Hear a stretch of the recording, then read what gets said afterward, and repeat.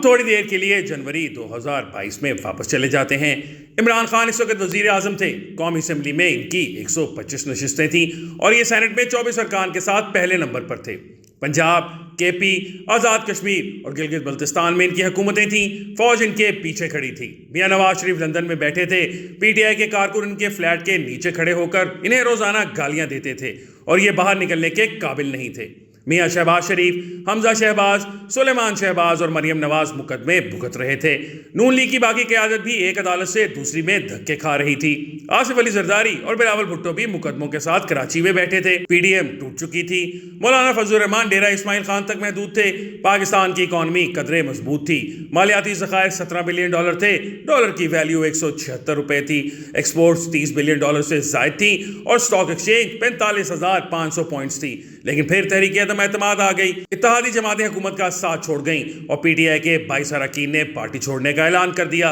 इमरान खान के पास इस वक्त दो रास्ते थे। ये वाज़ेह तरीके से मुस्ताफ़ी हो जाते या मर्दों की तरह अदम एतमाद का सामना करते और इसके बाद अपोजिशन में बैठ जाते। कौमी असम्बली और सेनेट में इनकी अक्सरियत थी, चुनाचे नई हुकूमत एक भी बिल पास ना करा सकती। दो सूबों और कश्मीर और गिलगित बल्तिस्तान में इनकी हुकूमतें थी। हुकूमत वहां भी बेबस हो जाती।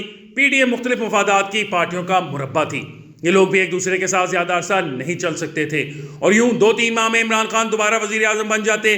फिर हुकूमत मुकम्मल फेल होकर नए इलेक्शन कराने पर मजबूर हो जाती और इसके नतीजे में भी इमरान खान दोबारा वजीर आजम हो जाते। लेकिन खान साहब ने सीधे और आसान रास्ते की बजाय मुश्किल और नाकाबिले कबूल रास्ता पसंद कर लिया। उन्होंने कौमी असम्बली से इस्तीफा देकर दुश्मन के लिए मैदान खुला छोड़ दिया और पीडीएम हुकूमत ने ऐसे ऐसे कवानीन बनाए जिनके नतीजे में इमरान खान सड़कों पर आते चले गए और इस एस्टैब्लिशमेंट से टकराते चले गए जो इन्हें इक़्तिदार में भी लेकर आई थी और इनकी सबसे बड़ी सपोर्ट भी थी।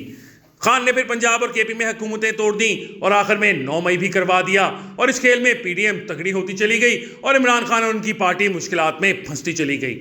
यूं ये खुद भी जेल पहुंच गए और इनके साथी भी, और जो बाहर रह गए इनमें 90% एस्टैब्लिशमेंट के एजेंट हैं और अब ये पार्टी को मजीद नुकसान पहुंचाना चाह रहे हैं। इस जंग में पार्टी और इमरान खान के साथ साथ मुल्क का बेड़ा गर्क हो गया। डॉलर 300 रुपए पर पहुंच गया। स्टॉक एक्सचेंज क्रैश कर गई। मालियाती ज़खायर सुर्ख लकीर तक पहुंच गए। इंडस्ट्री बंद हो गई। मुल्क बेरोजगारी, कसाद बाजारी और महंगाई की दलदल में धंस गया और IMF पाकिस्तान का बॉस बन गया। इमरान खान आज 2024 के इलेक्शंस में दोबारा बड़ी फोर्स बनकर उभर आए हैं। ये एक सच है और इससे इंकार मुल्क, अवाम और जमहूरियत तीनों की तौहीन होगी। लेकिन इससे भी बड़ा सच ये है कि इमरान खान की तमाम तर मकबूलियत के बावजूद कौमी असम्बली में सिर्फ 92 सीटें हैं और ये केपी में हुकूमत बनाने में कामयाब हुए हैं। लिहाजा अगर फरवरी 2024 का फरवरी 2022 से तकाबुल किया जाए तो इमरान खान गेन करने की बजाय लूज करते नजर आएंगे। कौमी असम्बली में 2022 में इनकी 125 सीटें थीं और ये 2 सूबों और 2 यूनिट्स में हुकूमतें कर रहे थे। ये बनी गाला और जमान पार्क में बैठे थे और वो पुलिस जो आज इनको धक्के दे रही है वो इनकी हिफाजत और सल्यूट करती थी। लिहाजा अगर इमरान खान ने यहीं आना था तो फिर इतनी तवील जिद्दोजहद और जलालत की क्या जरूरत थी। अब 2022 में चुपचाप अपोजिशन में बैठ जाते और आज आप और आपकी पार्टी भी सलामत होती और आपको जेलें और मुकदमे भी ना भुगतने पड़ते।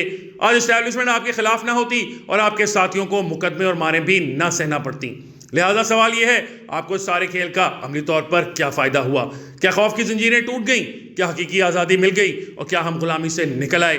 अगर आप दिल पर हाथ रख के जवाब दें तो आप ये मानने पर मजबूर हो जाएंगे माशरे में खौफ भी 1000 गुना बढ़ गया है और मुल्क भी IMF की गुलामी में चला गया है और सिविल अथॉरिटी की जो थोड़ी बहुत स्पेस थी वो भी ख़त्म हो गई है और इमरान खान को भी बिलाखिर एक बार फिर इसी निज़ाम पर एतबार करना पड़ा जिसे ये ठुड्डा मारकर निकले थे। दूसरा सवाल, अगर आपको इस निज़ाम पर यकीन नहीं था तो फिर आप इलेक्शन न लड़ते।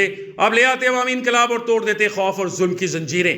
आप अदालतों, जेलों और इलेक्शन कमीशन को भी ना मानते और बना लेते रियासत मदीना। लेकिन हकीकत तो यह है, तवील तरीन ख्वारी, जलालत और रगड़े के बाद भी आपको इसी सिस्टम में वापस आना पड़ा जिसे आप छोड़कर गए थे और आपको सारे केक की बजाय सिर्फ एक पेस्ट्री पर इत्तफाक करना पड़ा। चुनाचे फिर आपने बुनियान उल्टी करके जुओं को कितना थका लिया? आपने कौन सा पहाड़ तोड़ लिया? क्या इन सवालों का जवाब है किसी के पास? इमरान खान के पास अब भी 2 ऑप्शन मौजूद हैं। ये खुले दिल के साथ निज़ाम को तस्लीम कर लें, ऑपोजिशन में बैठ जाएं या फिर किसी भी सियासी जमात के साथ मिलकर हुकूमत बना लें और सड़कों की बजाय परफॉर्मेंस को अपनी ताकत बनाएं। सिस्टम और परफॉर्मेंस इस सियासत की असल जान है। मौज है दरिया में और बैरून दरिया कुछ भी नहीं। और दूसरा ये, एक और 9 मई फरमा लें और उसके बाद इसी तरह जेल में बैठे रहें, कारकुन सड़कों पर ख्वार होते रहें, पार्टी के लीडर कारों में छुपे रहें और मुल्क डिफॉल्ट कर जाए। लेकिन सवाल यह है कि अगर ये हो गया तो इमरान खान भारत में जाकर हुकूमत बनाएंगे? जब घोड़ा ही नहीं रहेगा तो सवारी किस पर करेंगे? जब किश्ती ही नहीं होगी तो मुसाफिर कहां जाएंगे? और अगर हम फर्ज कर लें कि इमरान खान की ये सियासत कामयाब हो जाती है, ये जबरदस्ती इक़्तिदार पर काबिज हो जाते हैं, तो सवाल यह है कि क्या ये मुज़ाकरात कर सकेंगे? मुल्क की हालत यह है, अगर हमें पेट्रोल न मिले तो 15 दिनों में पूरा मुल्क बैठ जाएगा, जहाज, गाड़ियां और कारखाने भी बंद हो जाएंगे, और बिजली, पानी, मोबाइल फोन और इंटरनेट भी। दूसरा, अवाम ने अगर आपको वोट दिए हैं तो उन्होंने Noon league, peoples party, JUI, MQM, IPP और काफ लीग को भी मैंडेट दिया है। क्या आपके वोट पाक और इनके नापाक हैं? अगर आप अपना मैंडेट मान रहे हैं तो इनका मैंडेट तस्लीम क्यों नहीं कर रहे? क्या इनके वोटर्स इंडिया से आए थे? और दूसरा, आपको किसने बता दिया जब तक आप हैं अवाम इस वक्त तक किसी दूसरे को पसंद नहीं कर सकती, और इनका खुदा कोई और है और आपका खुदा कोई और? क्या ये बात अजीब नहीं? आप KP में रिजल्ट मान रहे हैं लेकिन इसी इलेक्शन और इसी इलेक्शन कमीशन के पंजाब और वफाक के रिजल्ट को तस्लीम नहीं कर रहे।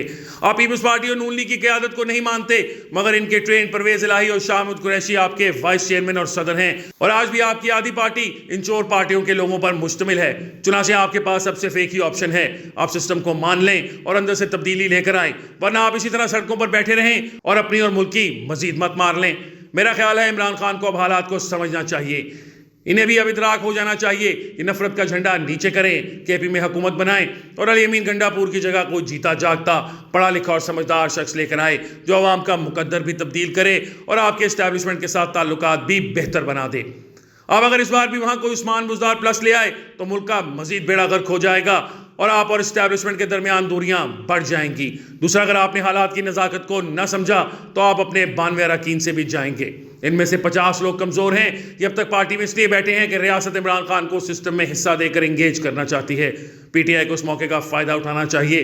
अगर ये मौका भी ज़ाया हो गया तो फिर इन्हें 2028 का इंतज़ार करना होगा और इस वक्त तक पुल रहेंगे और ना इनके नीचे पानी। चुनाचे मेहरबानी करें, गंडापुर जैसा तोप वापस तोप खाने में रखें और सिस्टम में आएँ। आप और मुल्क की बका इसी में है, वरना आपके हिस्से में कुछ नहीं आएगा।